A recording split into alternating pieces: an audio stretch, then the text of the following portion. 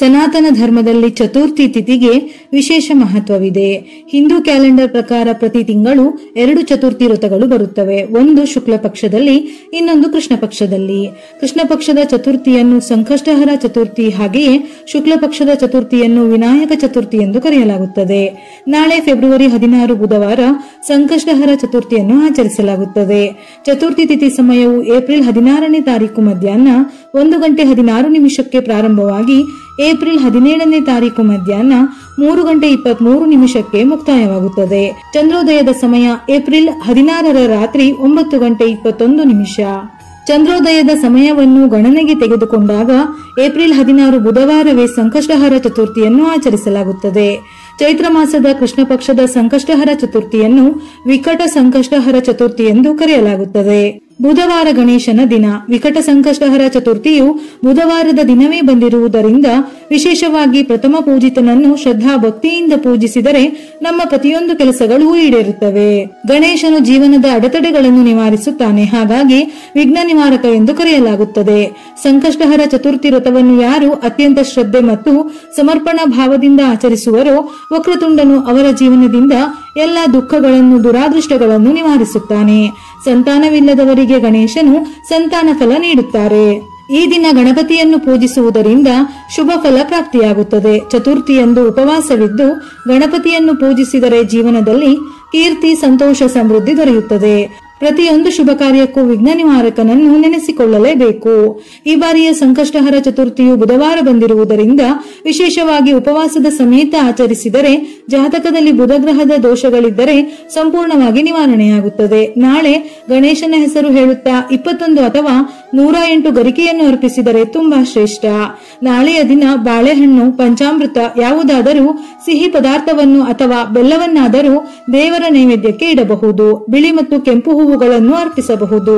ಗಣಪತಿ ಪೂಜೆಯಲ್ಲಿ ದಾಸವಾಳ ಹೂವಿದ್ದರೆ ತುಂಬಾ ಶ್ರೇಷ್ಠ. ನಿಮ್ಮ ಇಷ್ಟಾರ್ಥಗಳು ಈಡೇರಲು ಕೇವಲ ದಾಸವಾಳ ಹೂವುಗಳಿಂದ ಗಣೇಶನನ್ನು ಪೂಜಿಸಿದರೂ ಒಳ್ಳೆಯ ಫಲ ಸಿಗುತ್ತದೆ.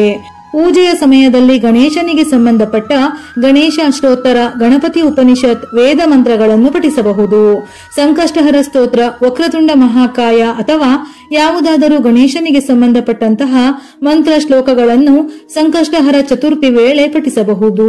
ಇಲ್ಲವಾದರೆ ವಿಶೇಷವಾಗಿ ಓಂ ಗಣಪತಿಯೇ ನಮಃ ಈ ಶ್ಲೋಕವನ್ನು 21 ಬಾರಿ ಅಥವಾ 108 ಬಾರಿ ಪಠಿಸಬಹುದು. ಇದರ ಜೊತೆಯಲ್ಲಿ ಸಂಕಷ್ಟಹರ ಚತುರ್ಥಿಯ ಕಥೆಯನ್ನು ತಪ್ಪದೆ ಈ ದಿನ ಓದಲೇಬೇಕು.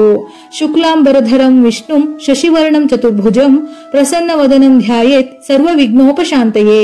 ಈ ಸ್ತೋತ್ರವನ್ನು ಪ್ರತಿಯೊಂದು ಕ್ಷೇತ್ರದಲ್ಲೂ ಯಶಸ್ಸನ್ನು ಸಾಧಿಸಲು ಪಠಿಸಲಾಗುತ್ತದೆ.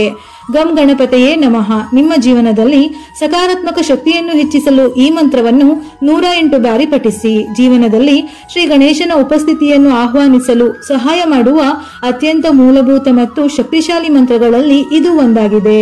ವಿಕಟ ಸಂಕಷ್ಟಹರ ಚತುರ್ಥಿಯ ದಿನದಂದು ಗಣೇಶನಿಗೆ ವೀಳ್ಯದೆಲೆಯನ್ನು ಅರ್ಪಿಸುವುದರಿಂದ, ಹಸುವಿಗೆ ಹಸಿರು ಮೇವು ತಿನ್ನಿಸುವುದರಿಂದ ಮಾನಸಿಕ ಒತ್ತಡ ನಿವಾರಣೆಯಾಗುತ್ತದೆ. ಮನೆಯಲ್ಲಿ ಸಂತೋಷ, ಶಾಂತಿ ನೆಲೆಸುತ್ತದೆ. ಗಣೇಶನನ್ನು ಜ್ಞಾನ ಮತ್ತು ಬುದ್ಧಿವಂತಿಕೆಯ ದೇವರೆಂದು ಹೇಳುತ್ತಾರೆ. ಗಣಪನನ್ನು ಪೂಜಿಸುವುದರಿಂದ ಮಾನಸಿಕ ಒತ್ತಡ ನಿವಾರಣೆಯಾಗುತ್ತದೆ, ಏಕಾಗ್ರತೆ ಹೆಚ್ಚಾಗುತ್ತದೆ. ವೀಳ್ಯದ ಎಲೆ ಶಾಂತಿ ಮತ್ತು ಸಮೃದ್ಧಿಯ ಸಂಕೇತವಾಗಿದೆ. ಇದನ್ನು ಗಣೇಶನಿಗೆ ಅರ್ಪಿಸುವುದರಿಂದ ಆತನ ಆಶೀರ್ವಾದ ಸಿಗುತ್ತದೆ. ಇದು ನಕಾರಾತ್ಮಕ ಆಲೋಚನೆಗಳನ್ನು ತೆಗೆದುಹಾಕಿ ಸಕಾರಾತ್ಮಕ ಶಕ್ತಿಯನ್ನು ಹೆಚ್ಚಿಸುತ್ತದೆ. ನಾಳೆ ವಿಶೇಷವಾಗಿ ಗಣೇಶನಿಗೆ ಮೋದಕವನ್ನು ಅರ್ಪಿಸಿದರೆ ಬುಧ ಗ್ರಹಕ್ಕೆ ಸಂಬಂಧಿಸಿದ ದೋಷಗಳು ನಿವಾರಣೆಯಾಗುತ್ತದೆ. ಶಮಿ ಎಲೆಗಳಿಂದ ಪೂಜಿಸಿದರೆ ಬುದ್ಧಿವಂತಿಕೆ, ಒಳ್ಳೆಯ ವಿವೇಚನೆಗಳು ವೃದ್ಧಿಯಾಗುತ್ತದೆ. ಈ ದಿನ ಶಮಿ ಗಿಡವನ್ನು ತಂದು ನೆಟ್ಟರೂ ಬಹಳ ಶ್ರೇಷ್ಠ. ನಾಳೆ ಬೆಳಿಗ್ಗೆ ಎಳ್ಳಿನ ಎಣ್ಣೆ ಅಥವಾ ಸಾಸಿವೆ ಎಣ್ಣೆಯಿಂದ ದೀಪವನ್ನು ಬೆಳಗಿ ಸಂಜೆ ತುಪ್ಪದ ದೀಪವನ್ನು ಬೆಳಗಿದರೆ ತುಂಬಾ ಒಳ್ಳೆಯದು. ಇದರ ಜೊತೆಯಲ್ಲಿ ನಾಳೆ ಬೆಲ್ಲದ ದೀಪಾರಾಧನೆ ಮಾಡಿದರೂ ಬಹಳ ಶ್ರೇಷ್ಠ.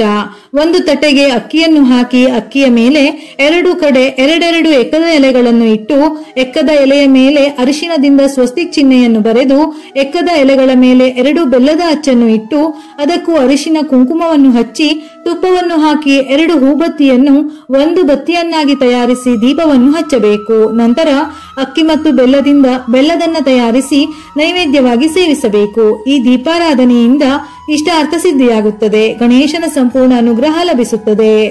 ನೆನಪಿರಲಿ, ಈ ಬೆಲ್ಲದ ದೀಪಾರಾಧನೆಗೆ ತುಪ್ಪವನ್ನೇ ಬಳಸಬೇಕು. ಯಾಕೆಂದರೆ ನಂತರ ಈ ಬೆಲ್ಲದಿಂದ ಸಿಹಿಯನ್ನು ತಯಾರಿಸಬೇಕು. ವಿಕಟ ಸಂಕಷ್ಟಹರ ಚತುರ್ಥಿಯ ದಿನದಂದು ಗಣೇಶನಿಗೆ ಬೆಲ್ಲ ಮತ್ತು ತುಪ್ಪವನ್ನು ಅರ್ಪಿಸಿ ನಂತರ ಆ ಪ್ರಸಾದವನ್ನು ಬಡವರಿಗೆ ದಾನ ಮಾಡುವುದರಿಂದ ಆರ್ಥಿಕ ತೊಂದರೆಗಳನ್ನು ನಿವಾರಿಸಬಹುದು. ಆರ್ಥಿಕ ಲಾಭದ ಸಾಧ್ಯತೆ ಸೃಷ್ಟಿಯಾಗುತ್ತದೆ.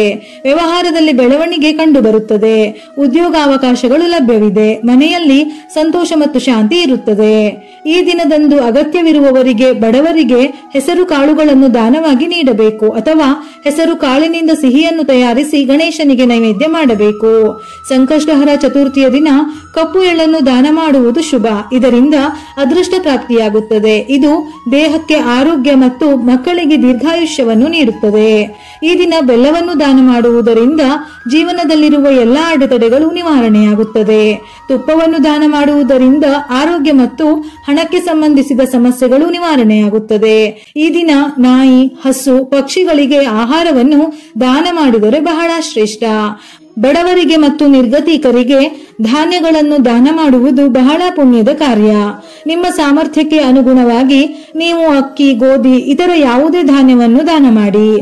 ಸಂಕಷ್ಟಹರ ಚತುರ್ಥಿ ವ್ರತವನ್ನು ಆಚರಿಸುವವರು ಚಂದ್ರನಿಗೆ ಅರ್ಘ್ಯವನ್ನು ಅರ್ಪಿಸದೇ ಇದ್ದರೆ ಆ ವ್ರತವು ಅಪೂರ್ಣವೆಂದು ಹೇಳುತ್ತಾರೆ. ಹಾಗಾಗಿ ತಪ್ಪದೆ ಈ ದಿನ ಚಂದ್ರನನ್ನು ಕೂಡ ಪೂಜಿಸಬೇಕು. ನೀರು, ಶ್ರೀಗಂಧ, ಅಕ್ಕಿ ಮತ್ತು ಹೂವುಗಳನ್ನು ಚಂದ್ರನ ದಿಕ್ಕಿನಲ್ಲಿ ಅರ್ಪಿಸಿ ಚಂದ್ರೋದಯದ ಸಮಯದಲ್ಲಿ ಚಂದ್ರನನ್ನು ಪೂಜಿಸಿ ವ್ರತವನ್ನು ಸಂಪೂರ್ಣಗೊಳಿಸಬೇಕು. ಸಂಕಷ್ಟಹರ ಚತುರ್ಥಿ ವ್ರತವನ್ನು ವಿಧಿವಿಧಾನಗಳ ಮೂಲಕ ಪೂಜಿಸುವುದರಿಂದ ಕೆಟ್ಟ ದೃಷ್ಟಿ, ನಕಾರಾತ್ಮಕ ಶಕ್ತಿಯ ನಿವಾರಣೆ.